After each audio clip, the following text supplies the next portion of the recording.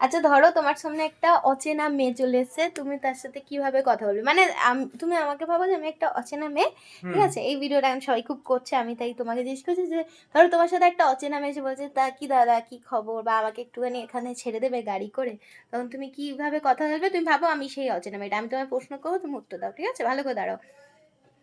মানে আমাকে অচেনা মেয়েটা এসে বলছে আমি কিভাবে কথা বলবো? নমস্কার দাদা, আপনি কেমন আছেন? ভালো আছেন?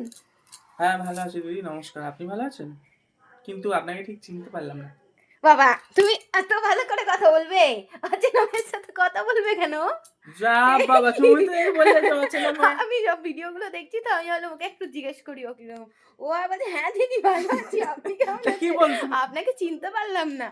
ও আমাকে কি বললো কেমন তুমি যে কথা কেন যে বলবে অচেনা অচেনা মেয়ে মেয়ের আসলে সাথে? কি কথা বলবে? অচেনা মেয়ের সাথে তুমি কথা কেন তুমি বলবে হ্যাঁ জানতো, ফালতু মহিলা লোকের সাথে কথা বলতে এসেছেন কেন? আরে ভদ্রমহিলা এসে বললে বলো ফালতু মহিলা তাহলে লোকের সঙ্গে কথা বলতে তাহলে এসেছো নিজে কেন? এই আহ! লেগেছে। না না, ভগবান তোমাকে শাস্তি দিয়েছে, এটা ভগবান শাস্তি তো দিয়েছে। তার মানে কথাই বলা যাবে না। অন্য মহিলা এলে এরকম করবে, হাট পাগলি, হ্যাঁ, কোথা দিয়ে আসছিস শুধু রে? শুধু একটা ভদ্রমহিলা আসলে বললো হাত পাগলি কোথা থেকে হ্যাঁ এসেছিস হ্যাঁ রে? হ্যাঁ, বেশি কেউ দাদা দাদা করলেও পাত্তা দেবে না, আর সম্রাট সম্রাট করলেও পাত্তা দেবে না, বলে দূর পাগল, আমার সাথে বেশি কথা তা বলবি না। পাত্তাটা দেবো কাকে? কেউ এসে রাস্তা বলছে দাদা কেমন আছেন আপনি, বলে হাট পাগলি, এরকম বলে তাড়িয়ে পুরো দেবে। অবস্থাটা দেখুন কিরাম দেখাচ্ছে, কিরাম এসে বলবে। হাট পাগলি, না, যে এক থাপ্পড় যে মার। মহিলাটা আসবে কিরাম দেখাবে এসে। কি যে দাদা কি করছো?